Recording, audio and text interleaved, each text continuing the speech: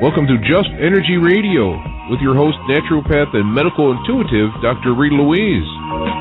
We have learned from Einstein's theory that matter and energy are one. Physicists believe that all systems in nature have their own particular way of vibrating. From the swinging of a pendulum to the waves of the ocean to the light that brightens the sky each day, each of these oscillates at its own unique rate. The same holds true for every thought, feeling, event, or word we speak. Each has its own frequency or rate of vibration. What many of us don't realize is when we take everything in our universe down to its simplest form, it is all just energy. Join Dr. Rita Louise on a journey through time and space where past, present, and future collide. Today, what you believe may be called into question. What we want to know is, who made up the rules? Be brave and step outside the box. We are about to turn our world upside down and venture into the unknown. Hold on. We are departing our own beliefs and entering alternative realms. Enjoy the possibilities.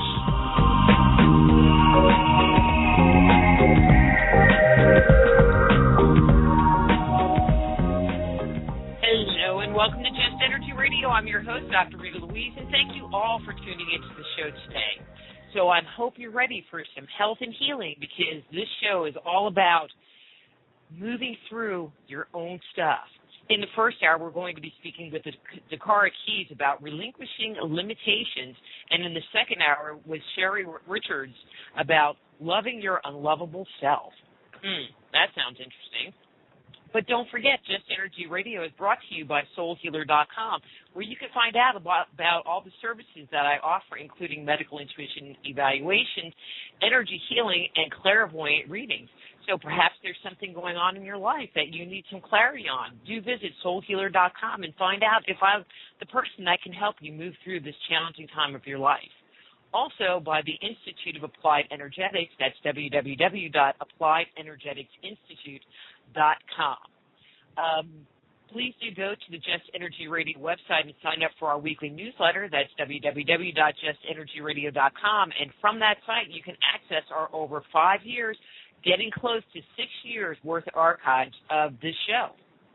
Also, another reason to go to the Soul Healer website is in the next few weeks, I'll be releasing some information about my new book, Man-Made, The Chronicles of Our Extraterrestrial Gods. It's scheduled to release in October, but I'm going to be doing some pre-release, pre-sale offers probably later this month. And so do go check out the site to find out all about my new book, Man-Made, Chronicles of Our Extraterrestrial Gods. So let me tell you a little bit about DaKara Kies and get her on the air. DaKara Kies is a gifted intuitive healer that specializes in clearing core issues and blocks that hold you back from stepping into your true power, passion, and purpose. Working with the inner child to bless, heal, and nurture that most sacred part of ourselves. DaKara has trained for over 19 years in many healing modalities and supports her clients on multiple levels and dimensions through one-on-one sessions, teleclasses, and workshops. So from DaKara.com and RelinquishingSeries.com, DaKara Kies. Hey, DaKara, how are you? Hey, good. How about you, Dr. Rita? I am doing good. It's always so nice having you on the show. I always enjoy our time together and, you know, the level of experience that you bring to the table and helping people kind of work through their stuff. Thank you. I'm excited to be here. I love sharing the work and being present. And, of course, I love you because I've known you for so long, and we always have so much fun, and that's the best part of all. That's the best part of all. But I'm going to give you, like, a totally excellent testimonial. And so I have worked with DaKara just kind of working on some of my own stuff, like when I'm having those days where I just, you know, can't see over my little ankle socks or, you know, I don't want to get out of bed, those kind of things, and I'll call her up, and she helps me kind of work through stuff, and her work is very powerful, and I highly recommend her. Oh, it's true. Thank it's you. A fact. And I trust her. It's a fact. Yeah. Well, we like facts, don't we? This show's all about facts. Oh, that's funny. Well, thank you. And I'm, always happy to help. And I love, just helping people move through things that they may feel they're bothersome, but maybe aren't as significant. But how do we know how that's limiting our lives and ourselves when we're hooked up on the smaller things? Well, and what a segue, because that's what we're going to be talking about is limitation. But let's kind of put a little, I hate to say putting a box around this, but so that people can understand what we're talking about. But what do you mean by limitation? So limitation can come from any type of an energy. It could be a thought form. There could be gatekeepers. There could be discarnates. There can be all types of energies and beliefs. Big ding, ding, ding, big things can be our own beliefs or our perspectives on how we view things can be anchored in our cellular structure, in our tissues, in our DNA. We can also be anchored into things that limit us from our ancestors or from past lives. So limitation can have a wide stance of how it can affect us. When we become more conscious about what might be limiting us or the energy that we might be feeling, then we can actually do something about it to shift it. So you mentioned a couple of terms. One in particular, I've heard people talk about the concept of thought forms. And could you explain that a little bit, what a thought form is? Because I think people throw that term out, and it's like, all right, but what is it? Good question. So for me, and of course my perspective on it could be very different than many other people's, but for me, thought forms come when the same thought or information is repetitive and it builds, and especially when an emotion gets attached to it. So let's use an example. We'll just talk about money for a second. So for people that grew up hearing their parents, their teachers, their family members all talking about money doesn't grow on trees, that could actually become a thought form over time that can overshadow us in a sense, because it's a belief system or that thought form, almost like it takes on a life of its own, and then it gets more deeply ingrained. So the more that we have some type of limiting information, verbiage, self-negative talk, it can create a thought form that just kind of hangs and overshadows us. Interesting. And so just because we're thinking something, it can actually affect us. I mean, I can understand the emotional part, but it can actually affect us physically? Yes. That's my belief, and through the work that I do, I mean, I can see that in people's bodies or when we're tapping into, what's going on and why is it there and all of that. So, big bike just went by. So I don't mean just like the everyday little thoughts like I want to have a chocolate cupcake with sprinkles on it. If you think that once a day, every day, you're not going to necessarily create a thought form. But it's more about the negative thoughts and the things that are ingrained in us, especially as children, or maybe a group of people or a work environment that they have a very, structured way of thinking and operating. It can create a thought form that maybe a lot of the employees would tap into or be affected by. And so can just being, and I'm going to say in an environment, even if there's not anything said, and we can use the money issue. So let's say there aren't comments about, well, money doesn't grow on trees, but the behavior or the energy around money is just funky.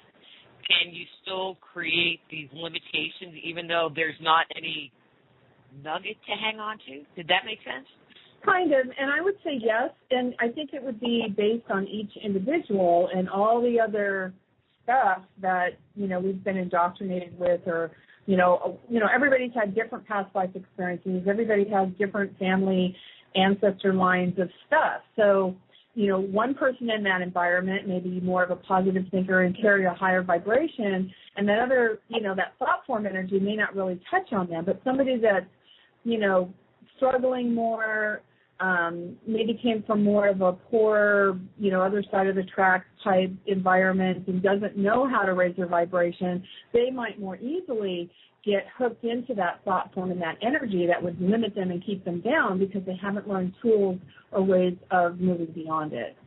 Does that make sense? Yeah, it makes sense. So I'm going to ask, and you might not know the answer, but I'm just going to throw it out there because sometimes I'll hear people use the term thought forms with relationship to entity attachment, like it's not an entity attachment, which I do believe that there are little ghostesses that hang around us and bug the crap out of us. But sometimes they'll say, well, but what's really going on is not an entity, it's a thought form that this person is experiencing. What do you think about that? I think that it could include an entity or not, because, again, when we talk about, thoughts have power.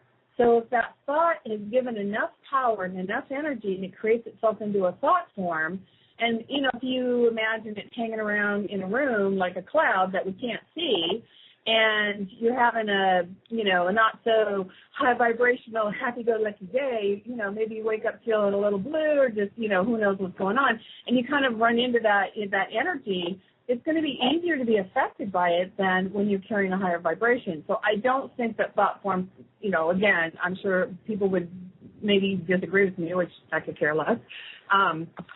For me, a thought form could have an entity involved or not. It could have a discarnate involved or not. It could have a lot of things involved or not, but thoughts have power. I mean, that's something that's been taught for a long time by a lot of, wonderful doctors and advanced, scientific people. Well, maybe not so scientific, but you know what I mean. Quantum physics, that's the word I'm looking for. Those guys, that's their vector charts. Smart dudes and gals. Well, I mean, I just find it interesting, when we talk about some of these concepts, we have, I'm going to say, a fuller vocabulary these days, but a lot of the concepts have been around, I'm going to say, from the beginning of time. Yeah, I would agree. I mean, it's all about energy. It's all about energy. It's all about energy, and it all comes down to different forms of it and different ways that we interact with it, manage it, don't manage it, are affected by it, not affected by it. It's all about energy, the bottom line of it all.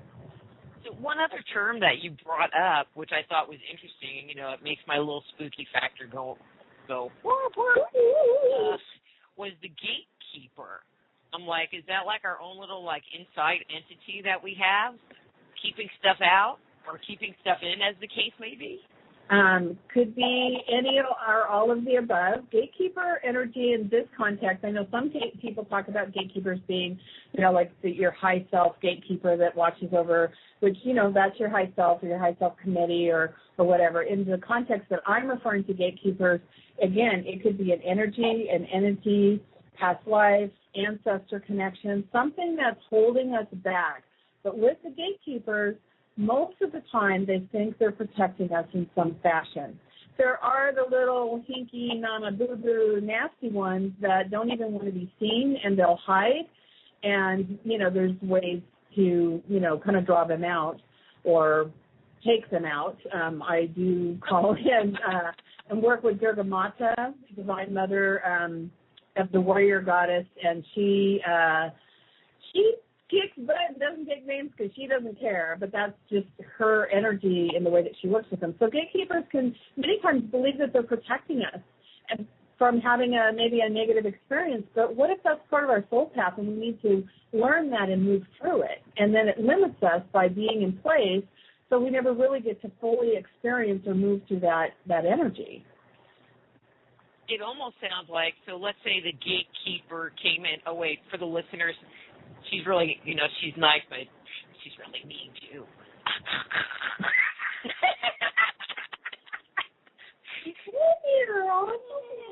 Anyway, but these gatekeepers, it sounds like one could come in, or we could install one in place to protect us as a child, and then when we become an adult, it becomes, we don't need it anymore, but now we're kind of stuck with it.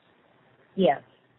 And again, they can also be, we may have, I've seen gatekeepers where there's been contracts before we came in as part of our experience. And, maybe part of that contract is also to get to the point where you're acknowledging, hey, I don't need this. I'm ready to step into my spiritual authority. I'm ready to stand in my power. I don't need somebody protecting me because I've been killed umpteen jillion times in past lives for doing healing work or whatever the case may be. I mean, that's just as an example. It's like, no, I'm ready to take the bull by the horns and stand in my spiritual authority and get out there and do my work. And here's this gatekeeper that thinks, oh, no, you're going to get killed again if you do that, or, you know, any of that type of energy. I mean, and they can be related to a lot of different things. Part of what, when I'm working through the process, it's like, why are they there? What's their purpose? What do they need for healing? What do they need to let go of this post? And some will be completely silent, and that's where we'll have Jurgamanta or Archangel Michael come in. Some might need pink rainbow, pink and purple, multicolored rainbow, and a white horned unicorn, or, whatever it is. It can be as outlandish as anybody's imagination can go, because it's all energy. So when we bring in what's needed for the gatekeeper can move on to its next highest purpose and or be moved on, either way. Do you think the gatekeeper is some kind of an entity, or do you think it's more of just I'm going to say, limiting belief that's just holding us in place? I'm going to say that it could be either, but it's more about an energy form than an entity. In my experience in working with, clients individually and in classes and, all of that. It's more, not so much what I would call an entity, but it could be. I mean, definitely right. It could be. It could be all kinds of things, because, again, it comes down to its energy, and in a way we're kind of putting labels on it. And I'm staying away from the belief part a little bit, because part of the work my guides have been giving me in the last couple of months, and I will have some classes coming up on this, is under the layer I've seen now under the gatekeeper are belief keepers. And I've had profound things, shift for clients in addressing what the belief is. Mm-hmm. So the belief is identified, I'm polarized changing it, using Hardpoint technique, and bringing the light in and bringing that new belief in to anchor it in. And it's like huge shifts have been happening. So it's just another layer to the work of going, okay, we get the gatekeepers out of the way, then we can look at what the beliefs under that are and make a change from there. And the only reason I'm asking to get some clarification is that, I have a lot of people that listen that, are into ghost hunting or that whole thing. And the whole concept of entities, it just seems like it scares a lot of people. And I don't want them to be scared that, I might have, I have some limiting beliefs. Well, maybe I have these entities holding them all in place. And, I could just imagine, like they're, like in Scrooge, the one with Alistair Sim, and, there's the guy laying out in the street, and there's all these little devils with pitchforks going all over the guy's body. And I don't want people to think, they have all these little, devils crawling all around them, holding their beliefs in place. It's just, no, it could be, but it's more of a term that you're using for that more energy. It's more of a term. Generally, even the ones that are more negative or more resistant, I've never really seen them in that depiction. They're usually quiet, or they think they're going to hide. There's been incidents. I would invite, the ghost listeners, I believe in all that. I've had experiences as a child. I used to see what I called ghost people, but it's not necessarily the same in these energies. Again, a lot of these energies are very benevolent. They think they're there doing good, and yet they are limiting and holding back. So generally, the first step is also just planting a seed of love in that gatekeeper's heart and sending it off, bringing in what it needs and sending it off and letting them know that you're going to be safe and protected. And then we bring in the energy to help support that. So it's a different way. I think for people that go out and go, doing ghost hunting, if I was doing that, I would certainly be wearing, or doing some protective measures to not be picking that stuff up and bringing it home with me. So that's, I think, all I have to say on that for the moment. Well, I just know that whenever I have done a show about entities, it's like, man, the cards and letters come, well, I think I have an entity. I think I have an entity. You know, for every little bad thing that maybe is happening in their life, it's like, well, you know, I wrecked my car. I must have an entity. And it's like, maybe not. Right, and maybe they do, maybe they don't, you know, and maybe they need to take some personal responsibility. I don't know. I mean, every situation's going to be different. So, right. You know, let that topic go and we can move on. Yeah. I mean, entities exist. I've seen them. I've experienced them. Seen them meaning, you know, inner sight, but and people are affected by them, and there are simple ways to have them removed or shifted. So, you know, keep it simple. Let it be easy. So one of the things that you brought up was about sending the gatekeeper love or sending the belief keeper love or finding out what it needs. And I really appreciate hearing that from you, you know, because most people think, oh, well, I got to get rid of it. You know, and there's always this kind of negative, you know, well, you need to kick it out. Well, you need to get rid of it. And in my experience, I have never found that to be the appropriate solution, you know, but the giving love, acknowledging it, has always worked a lot better. Yeah, I agree. It's like, you know, just planting that seed, that gatekeeper, who knows how long it's been there? Who knows how many incarnations it's been there, holding this space for you. So when we can acknowledge it, I mean, a lot of times I'll just say, even to the ones that are hiding, it's like, we see you. When I say we, I mean me and my guides. It's like, we see you. And we're planting a seed of love in your heart. And we're acknowledging that you have been holding this space. And we want to bring in whatever's needed. And if they're really quiet and they don't, then I just call forth the energy that's needed for that particular situation. I mean, that's the beautiful thing of working with energy, and the way that I work with it is creating energy packages of what is needed. That's why we'll ask what is needed. If they don't tell us, then we're going to ask non-physical to bring in what's needed, because they certainly know a hell of a lot more about what's needed than I do. If I'm not being shown directly, then, or any one person, non-physical has a lot more wisdom than we do. Mm-hmm. What did I want to ask?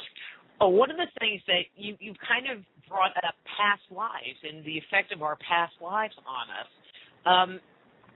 What percent, and I'm just kind of throwing this out there, what percent of issues we're having in our current life do you think are related to past life issues? Wow. Good question. That's why. Oh, no. That's your job. I think that percentage would be different for each individual. For some people, it could be 75% or maybe 30%. It depends on the past life experiences they've had. You know, how much of all of that have they worked through already in this lifetime or a previous lifetime? So I don't know that I could put a standardized general look at everybody has at least 50% of. Well, no, and I just mean kind of percentage of people. You know, does everyone have some past life stuff that they're still working on? All right, let me frame it in a different way. Okay. We both do the same, well, not the same kind of work, but the same kind of work. And there's that percentage of clients that are bound to determine that every issue they have in this lifetime is associated with some kind of past life thing.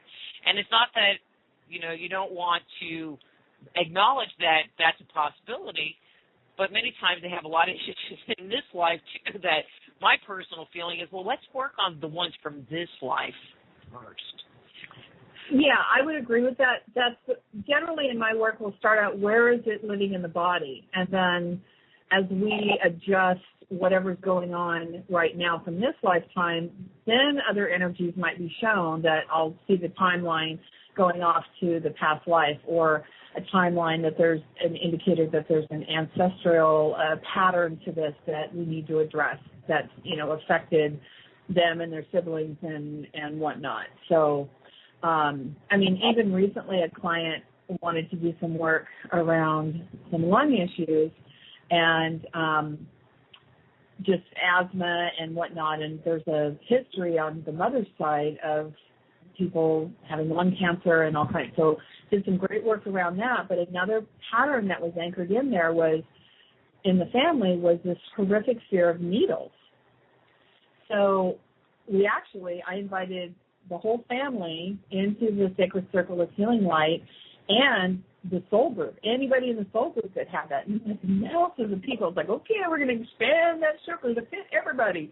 And it was like amazing. And this whole huge shift of energy came down, that I felt, and so did the client. And she was talking about the other people she was seeing, in the circle that came forward. So I think that everything in life is a process. So, yes, we need to address what's coming up in this lifetime. And when we get clear about, where that may have started, or what is the belief, or what is the energy behind it, then behind that could be a gatekeeper, could be a past life, could be an ancestral pattern that needs to be addressed as well.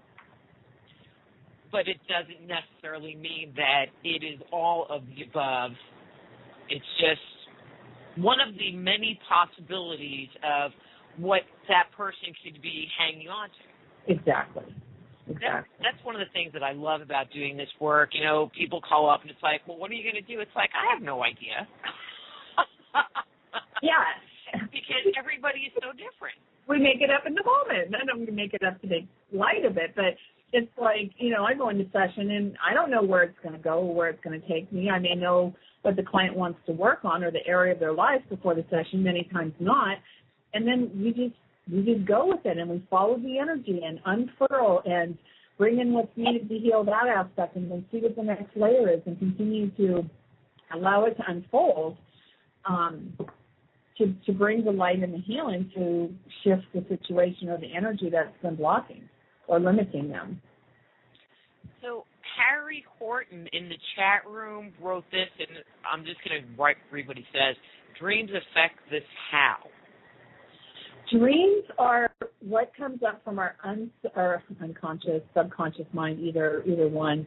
So when someone is having, I would say, repetitive dreams, I think there's a deeper message. I think there's a message in all dreams. And sometimes I wake up and go, what the heck was that all about? And I just invite my guys or ask them to just clear out whatever energy that was about that's just processing mumbo-jumbo stuff and relinquish that into the vital blue flame. And if there's something more I need to know about it, then show it to me in another dream or in a more lucid dream or in another way, meaning, driving down the freeway and seeing a bulletin board or, something like that. Because I think our dreams definitely have messages and information, but it's also a way that we just process a lot of gobbledygook. So it's learning to discern what is gobbledygook and what is a message. Okay. And, Harry, if you have a follow-up question or if anybody in the chat room has a question, just type it in and we'll bring it on air. I think the concept of this ancestral pattern, part of me gets it, but another part of me doesn't get it. And let me see if I can be clearer. I believe that because of the way there are things culturally that we learn, through our family groups, that there are things that get passed on. I'm half Jewish, and so, there are Jewish things that I do and my sisters and brothers do that other people don't do because there's not that cultural piece. And I could see where there would be issues and limitations because of the training, that comes along with that. Is that what you're talking about with ancestral patterns, or is it really something bigger? It can be all of that and a whole lot more. So let's use an example, something that came up with a client not too long ago about going back on her mother's side. And, and I command forth the core of, where's the ancestor, where's the past life, whatever. So bringing the person back so we're observing what's going on.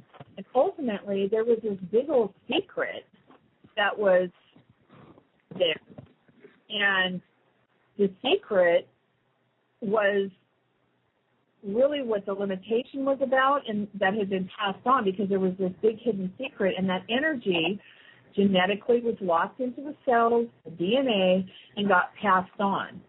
And the secret was around fear issues, and I mean, it was a lot more involved. And actually, now that I'm thinking about, because that's the one the guy popped up, and it's actually the person we were working on for the breathing, the lungs, and the asthma. And the secret was about a fire, because I could see smoke and stuff, and I'm like, and then I felt the energy of this big secret, and the big secret was this person was so afraid to go back in there, she let her little infant baby die and never told anybody that, you know, the whole part of the secret of it.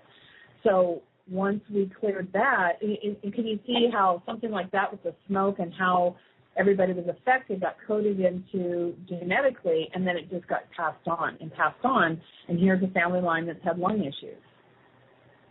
Interesting. Because they had... Okay, that's kind of weird, but, you know, I mean, you sometimes do this stuff, and it's like, you know, on one level you get it. I mean, it's even like doing this work. It's like, you know you can do it. You know you have this intuitive gift, you know, but then when someone asks, well, how do you do it? It's like, I don't fucking know.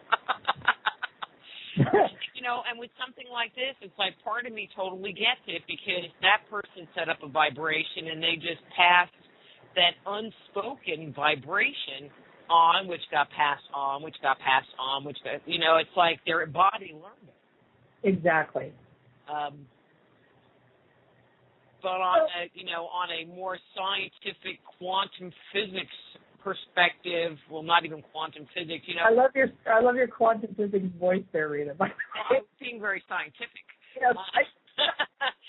You know, it kind of doesn't make any sense. You know, from an energetic perspective, it totally makes sense. But from, you know, what would be considered contemporary science, I'm sure they would scratch their head and go, right. Here's a little padded room for you, hon. Yeah, well, that's why there's all kinds of different options and people and possibilities on the planet, because not any one of them is right. Not any one of them is necessarily completely wrong. It just is. It's just energy. So it's all around our beliefs and our perspectives and, you know, what we choose. You know, I could share that and somebody could be listening going, oh, there's no way in hell that any of that could be possibly true. Okay, that's fine. They can believe that. And so sometimes people have an experience for themselves and they go back on an ancestor line and shift something and then feel the difference in their own body. They might not ever believe it until they have a personal experience, and that's perfectly fine too. I have kind of a weird question, just staying with the same example with the lung issue. So did this person have any brothers and sisters or cousins that had this lung issue? And when you shifted the energy, did other people in the family have a shift as well? I haven't asked her that question because this was a recent session, but I will be doing a follow-up on this one because it was pretty profound or intense. But generally speaking, in other work, people, like, I'm remembering a story that Rebecca Marina shared once when she did, she tapped into her Irish heritage and did a healing around the Great Potato Famine. And then all of a sudden her business picked up, her brother who had been unemployed got a job. All this other stuff started happening for all these different family members. That's just an example, a quick example that popped into my head. So yes, it will affect everyone on that line, including sisters, children, etc. It will change it, parents, depending on, where on the line we went. A couple of weeks ago, I had Marie Jones on talking about time travel. And one of the topics we touched on briefly, well, we joked around a lot about the time shift paradigm. If you go back in time and change something, what effect will it have on the future kind of thing.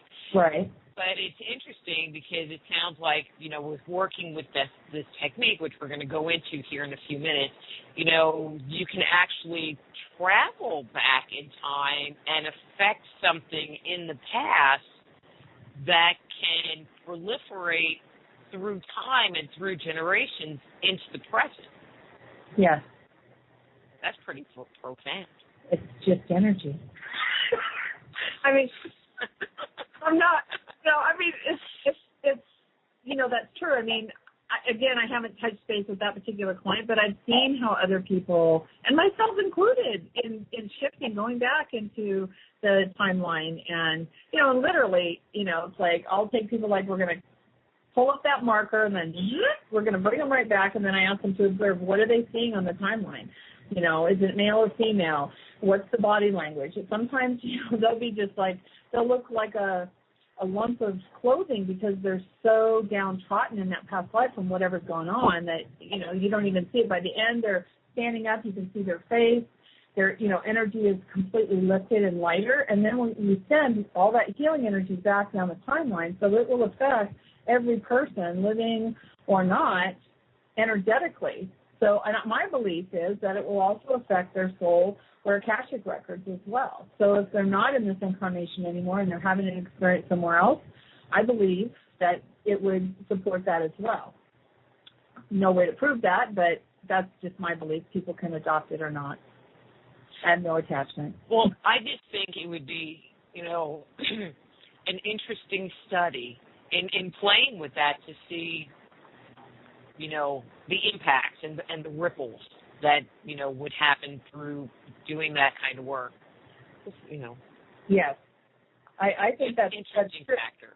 Yeah, and maybe in my next group class situation, I'll, especially around the belief keepers, because I know we'll be going back on the timeline. So if we start changing old beliefs anchored in ancestors and how that shifts, it would be, interesting to do a follow-up and have people check in with their family members or, observe what's going on with their children and things like that.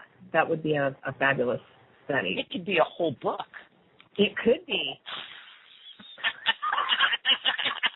Let's not get on that topic. Thank you very much.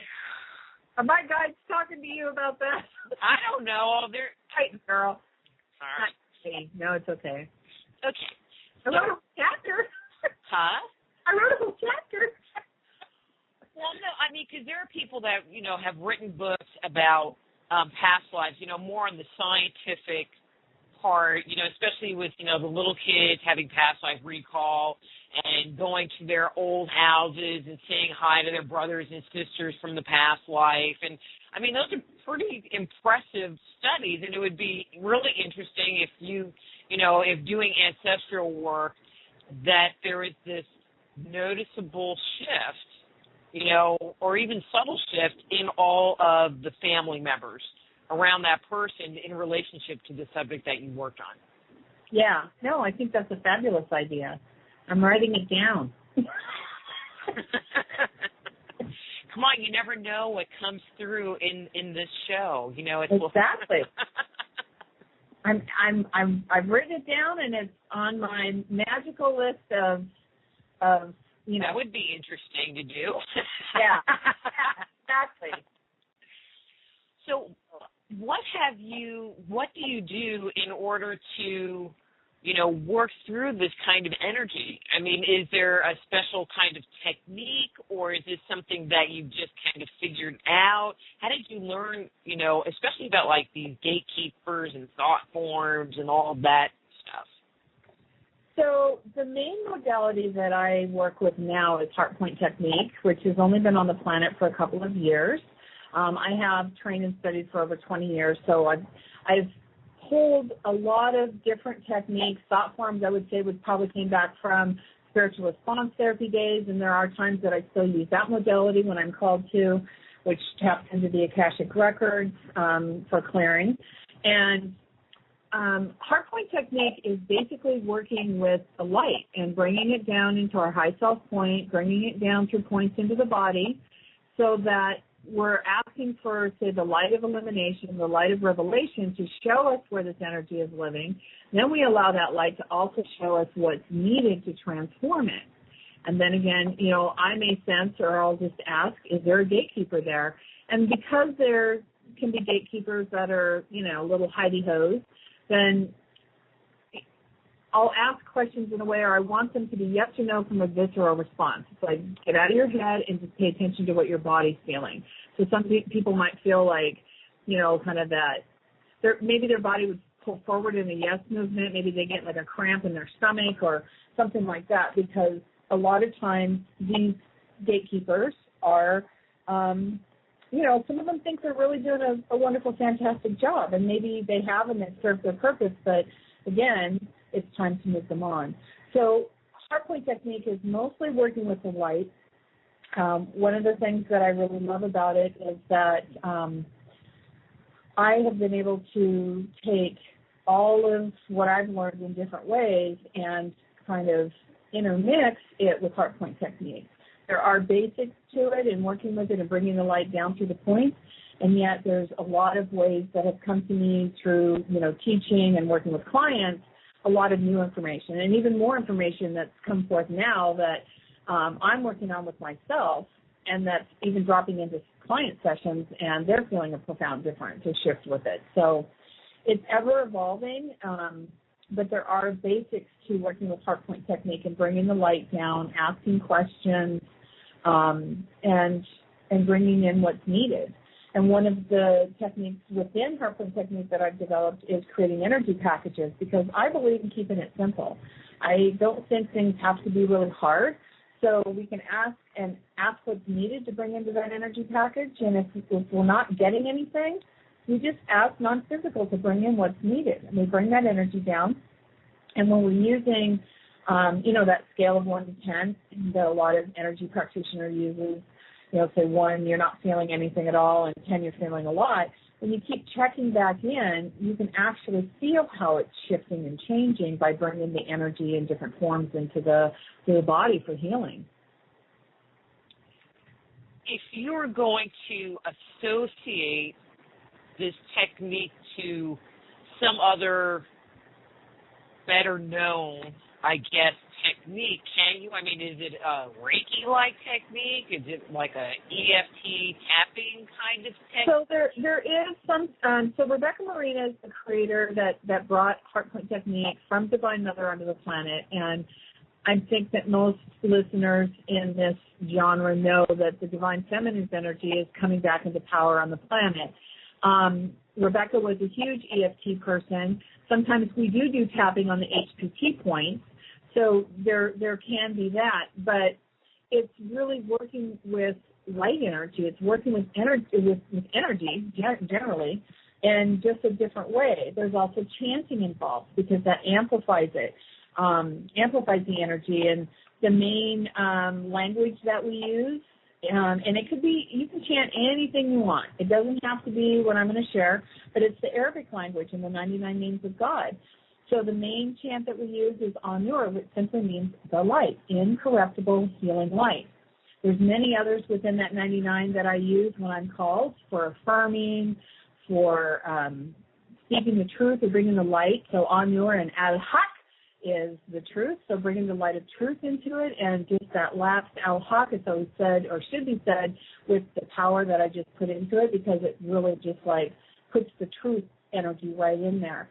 There's another chant that I recently started using. There's a whole story behind this, but it's Shifa or Al-Shifa. And Shifa in the Hebrew language means abundance and good for manifesting. In the Arabic language, it's for healing, curing, or recovery. So, again, more powerful energy. So I'll chant the light down into the areas as I'm guiding people. It just adds another whole element to the whole process for me. And I believe, there's healing in sound. A lot of times energy packages, I'll see the Hathors and ascended groups of beings that are masters of sound frequencies. They'll be putting sound frequencies into these energy packages for people, and those are brought down. It's not something that we're going to hear with our human ears, but our body and our being will respond to that frequency and that vibration. It's just like, you walk into a room and you can feel like, wow, this feels really good. When you walk into a room, it's like, oh, there's some bad juju here. I'm not liking this place. So just because you can't hear it or see it doesn't mean that it doesn't exist. So again, with the light or what's brought into the energy package is brought down into that area for healing or clearing. See, now I understand why you're just so drawn to this, because you always really have been into working with sound as part of your healing package. Yeah. I mean, it started, back in the early, mid-90s? Yeah, forever. When I was going up to the mountains to the river with a friend, and in fluorescent green paint, the word tone is written across this, stone cover bridge thing. And I'm like, what?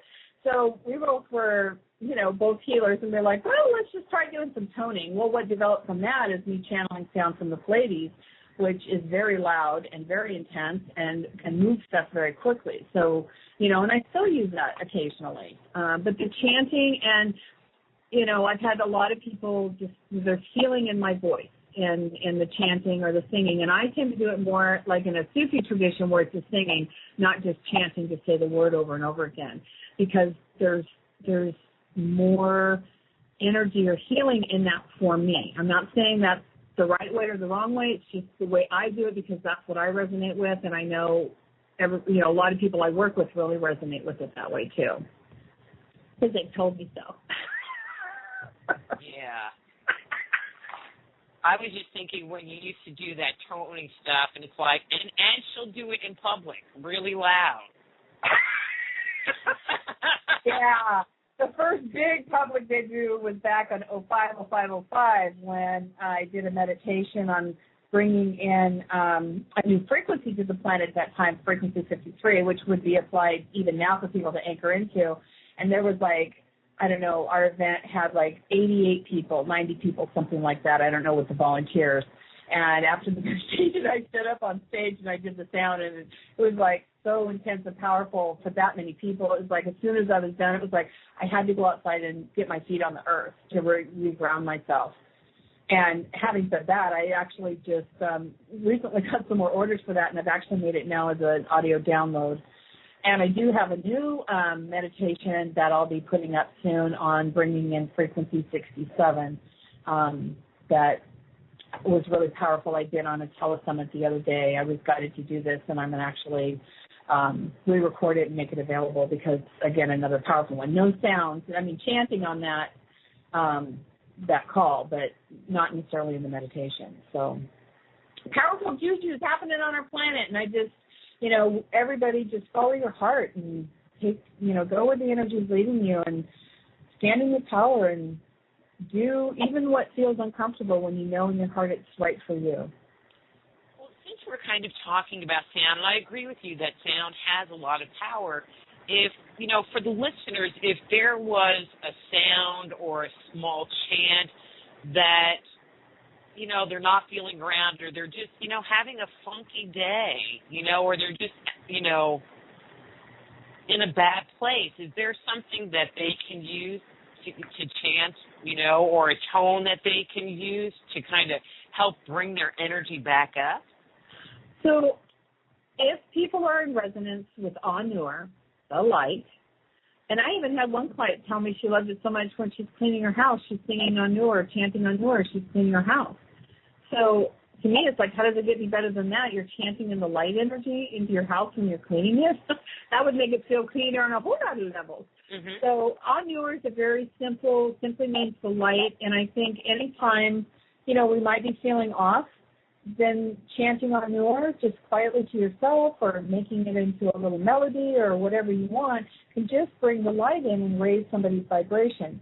If that doesn't resonate, find something within your own tradition. It could be really simple. Anything that makes your heart feel good.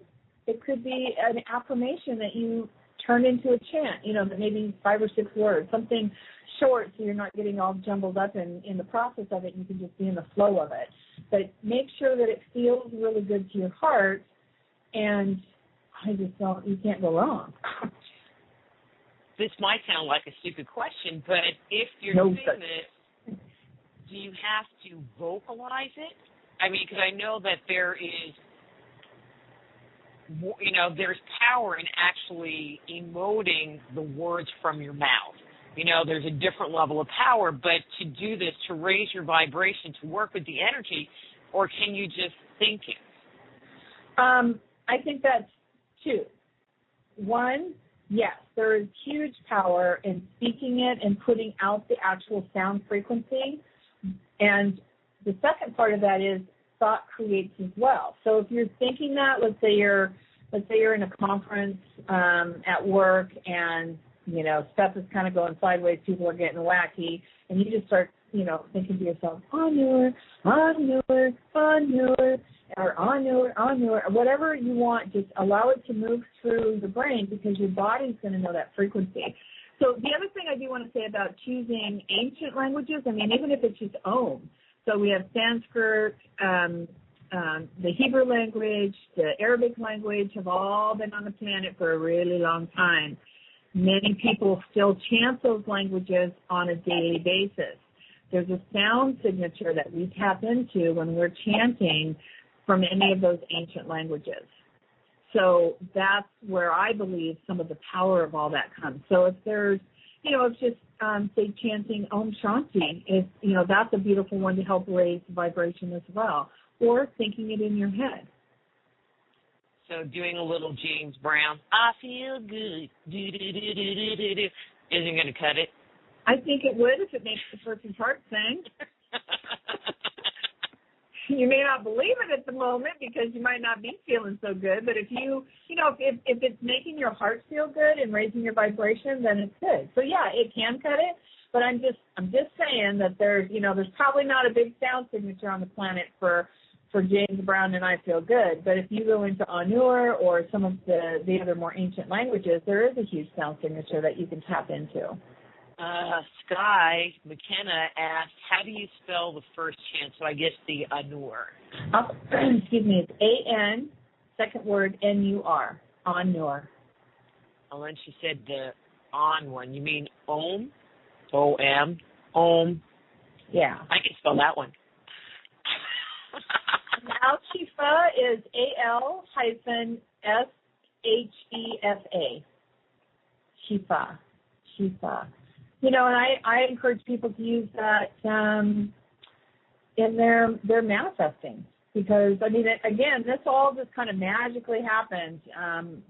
A company that I'm an affiliate for that has jewelry, I got an email saying, you know, you've been an affiliate a long time. We invite you to go pick out an item for $100 or less. It's like, whoa, okay. So I went and within 5 minutes of hundreds and hundreds of items, I picked out this ring that is the symbol for Shifa. It was ordered out of Israel, so it took, you know, a while, and then they sent a little information about the Hebrew meaning, and then I went and did further research and found the Arabic meaning, and it's connected back to Avicenna, a book on healing wrote by a prophet from a long time ago, 800 and something, blah, blah, blah. And it's like, ever since I got this ring and put it on, it's like I don't want to take it off. And it's got spirals in it, so it's like in resonance with me on so many levels and what I connect with. And now I'm using that particular phrase for healing and manifesting with my clients and students. I love the magic of the universe and how things just fall into place sometimes. So did you just like the ring and then it turned out that that's what it was, or were you just looking and boom, there it was? I thought, oh, and, you know, the offer is like, oh, you know, you're looking at pendants. You know, there's a whole list of different types of jewelry. And I thought, oh, my intuitive hit was go look at rings. So I looked at rings. And, again, like on the first page, I'm scrolling down. I see this design that has a spiral in it. It's like, oh, I really like that. And it's called Shifa. And then as I read more, it's like, oh, okay, that's what I want. So, you know, I let them know. And then once I got the ring and put it on, you know, just the power of the sacred geometry of the symbol itself. And then I had to go do more research because it's like, ooh, my guides were telling me you're going to incorporate this as a chant into the work. And then when I found that there was an Arabic meaning and what it was, I was like, oh, my goodness, wow, you know, what a huge blessing that this is brought forward. And, again, it's a unique design, but part of it for me in connecting with, and I've connected with sacred geometry for a long time, is that this one has a spiral in it. And even in my art, a lot of my paintings, even though I haven't painted for a while, have spirals. Spirals all over them. Spiral. Everywhere. Yeah. We have like 4 or 5 minutes left. If people, you know, what do you have going on? Because you always have 500 different things going on between teleclasses or stuff. So what do you got going on? So I would invite everybody to go to relinquishseries.com. It's a new site where I've put a lot of the relinquishing classes that I've taught on that site. And you can also get a free recording, Relinquishing Struggle. And that recording is about an hour long, and it will take you through the processes, teach you a little bit about HPT, bring light in, the energy that you need into the parts of your body where you're holding the energy of struggle. And then there's a beautiful meditation towards the end of it that takes you to your hall of records, into your soul records, and you're guided to cancel the contracts with the energy of struggle. So that's a free gift to you by going to that site. And then also if you go to the Relinquish, it says Relinquish Products, and you click on Limitation. I think I just put the download right there. You can click and listen to it. You don't have to opt in or anything. But if you want to know where I'm going to be, speaking on telesummits, when the next classes are coming up, all of that, get the Relinquishing Struggle, because then you'll be on my list. You can get off anytime you want. And then you'll be updated as to what I have going on, if I'm offering, a no-cost class, or, what type of a series I'm doing, where I'm going to be speaking, to do, like what I did with Dr. Rita today, just talking about it, and sometimes on the calls there's processes. But definitely you can get those at no cost and experience it, and if you resonate with it, then, stay connected, and you'll be updated as to what I have going on. And if somebody wanted to work with you on releasing some of their limitations or working through some struggle, or maybe, they realize that there's some family pattern going on, maybe they have, some health issue like this lung thing we were talking about, maybe not a lung thing, that they see happening in a bunch of their family members. I mean, can they work with you over the phone, or how does that all work? Yes, actually, and so I would invite people to go to hpthealing.com. That's the one-on-one session kind of website. There's a whole bunch of testimonials under the share link and about 17 different case studies, just so you can read stories about how things unfolded. I did get my master's in Hardpoint technique last fall. I was master number 5 on the planet. There's, I think, a total of 8 of us now, so it is, it's a very powerful modality, but it's still pretty new, so a lot of people don't know about it. But if you go onto that website, there's also a link there for services. I think I've got the Relinquishing Struggle call on that site, too, that you can sign up.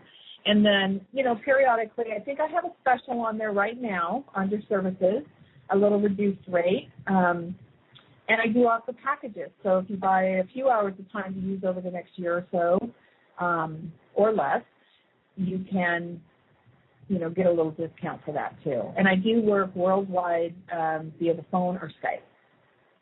Excellent. And I just am going to throw in, like I said at the beginning, it's like even though you're talking and we're talking about the Hardpoint technique, it's like it really is DaKara eyes. And I don't know, I just can't imagine that other people that, not to invalidate them, that do this technique, do it in the same way that you do, because you just have so many years of healing background that you're bringing to the table.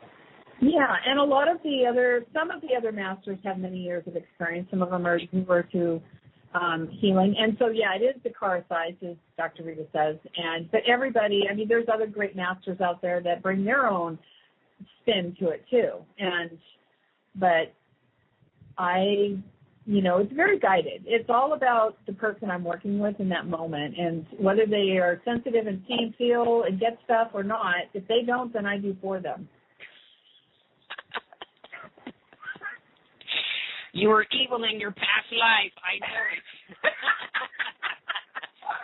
You're funny. No, I mean your client. Yeah. I'll light a candle for you. It'll be $5,000. Just kidding, people. No, just kidding. I don't do that. Well, the music's going to come up here in a second. DaKara, it is always a pleasure having you on. Always. Thank you, Dr. Rita. I love you, and I'm grateful to get to come and chat and share my craziness with the world and your listeners. And it's not really crazy, but some people might think so, and that's okay, too. Yeah, but they listen to me, so it's all good. Yeah, there you go. We'll just sprinkle them with fairy dust. That's right. Anyway, I will talk to you again soon. And there goes the music. And okay, that's DaKara Kies. Her website is relinquishseries.com. You can also find her at DaKara.com. And we'll be back with Sherry Roberts after these words from our sponsors.